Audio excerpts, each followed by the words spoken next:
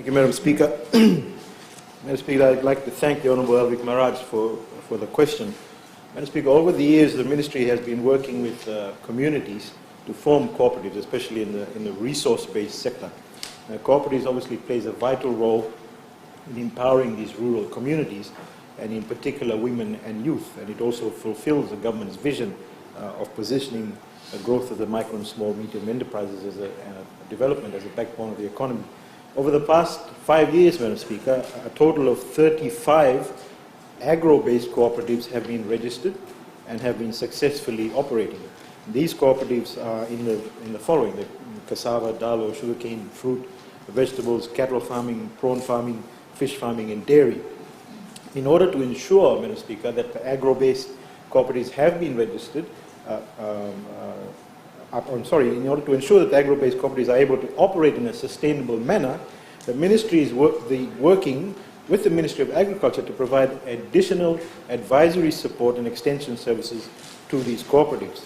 And furthermore, the Ministry, through the Department of Cooperatives, has provided targeted training, Madam Speaker. Additionally, the Micro and Small Business Grant Scheme for the next phase will be amended to include cooperatives businesses that qualify in the micro and small category. And further, Madam Speaker, whilst the programs such as the National Export Strategy also provide avenues for financing. I'm also pleased to report to this Honourable House, Madam Speaker, that there has been an increase in uptake to assist this particular segment of the market, and there's about 17 agro-based small and medium enterprises that were assisted under the National Export Strategy Scheme over the last 2 years, and 9 in 2014 and in 12, obviously, Madam Speaker, in 2015. A number of these NES recipients are the primary markets for agricultural commodities, which they in turn value add, Madam Speaker, and export, and these include kava, ginger, to name a few. We will continue to support this particular sector in the coming years. Madam Speaker, under the Fijian Made by Fijian initiative, the Ministry also, together with the Ministry of Agriculture, has embarked on also promoting the Fijian Grown brand. And as I alluded to yesterday in my statement, Madam Speaker, the Ministry and the Ministry of Agriculture took the opportunity to promote the Fijian Grown brand in Singapore. Madam Speaker, the Fijian Made by Fijian initiative will soon be expanded also to include a Fijian organic brand. And the ministries will work closely with the key stakeholders, including the Ministry of Agriculture, in finalizing the key elements to ensure that the Fijian organic branding strategy is successful. And there are a number of agro-based cooperatives that are already into organic farming, such as Taviuni Organic Farmers Co-op Limited. And these are the very ones that will benefit from this branding strategy. Thank you, Madam Speaker. Thank you. Supplementary question, Honourable Ashni Sudhakar. Thank you, Madam Speaker. Can the Honourable Minister advise this August House what are some of the different types of agricultural cooperatives that are active in Fiji, and will you be able to provide some examples or names of those cooperatives? Thank you, Madam Speaker. Thank you, Honourable Minister for Industry, Trade and Tourism. Thank you, Madam Speaker. I thank the Honourable Member for the question. Madam Speaker, agriculture-based cooperatives obviously include dalo, cassava, sugarcane, fruits and vegetables, cattle farming, prawn farming, fishing, aquaculture, cocoa farming, and dairy, to name a few. As I had alluded to earlier in my response, we have 56 registered agriculture-based cooperatives to date, and as stated earlier, 35 have been in the last 5 years. And these cooperatives have been operating successfully. Now, Madam Speaker, some of the examples of the cooperatives are the Cane Coast Vegetable Farmers Co-op Limited, the Ketenatukani Co-op, the Zion Kibbutzim Farmers Co-op, the Namure Farmers Co-op, Sunrise Youth Development Co-op, Nandronga Novosa Women's Beekeepers Co-op, the Wailalai Cane Producers Co-op from the Western Division. And in the Northern Division, we have the Taviuni Organic Farmers Co-op Limited, which I mentioned earlier, the Northern Beekeeping Co-op, the Dulanga Rice Farmers Co-op, the West Korokande Grazing and Marketing Co-op, and the Naviu Fishing Co-op. Also for the Central Division, we have the Naule Cooperative Limited, the Coronivia Vegetable Farmers, Tailevu Dairy Farmers, Navua Farmers Co-op, Fiji Farmers Feeds in the Central, and in the Eastern Division there is Navuni Vanua Sandalwood Co-op, and Launi Vanaka Beekeeping, and Oniata Bukata Tonoa Vanua Co-op Limited. Those are some of the examples, Madam Speaker. Thank you. And now I give the floor to the Honourable Dr. Bridgelove.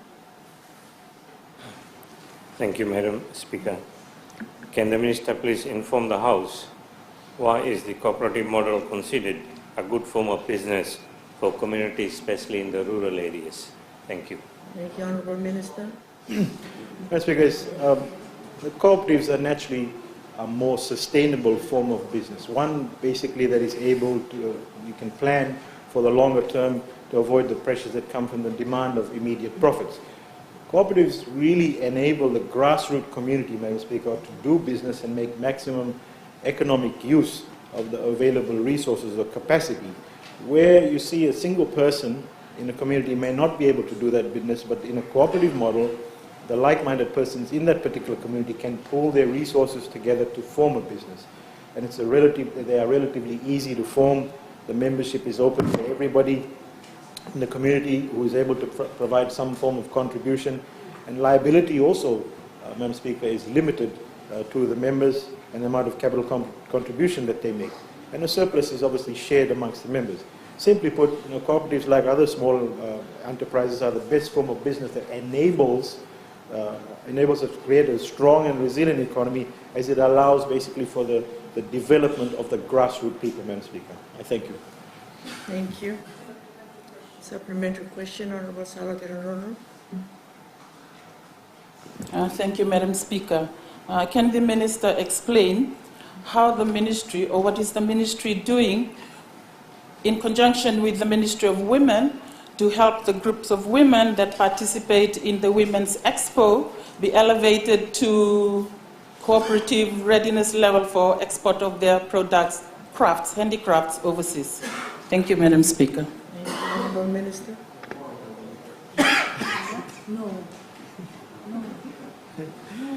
Madam Speaker, as I alluded to earlier, the programs that have followed with respect to export readiness, the same programs that we have with respect to export readiness that I explained earlier is exactly the same for the women. And we are closely in touch with the Minister of Women, any programs that she's involved in, and there's the expos that we get involved with her to actually train these people, etc. So it's an ongoing program that's done in conjunction with the Ministry of Agriculture and also the Ministry of Women. We are constantly engaged with them to make sure that they have the benefit of the program that we have.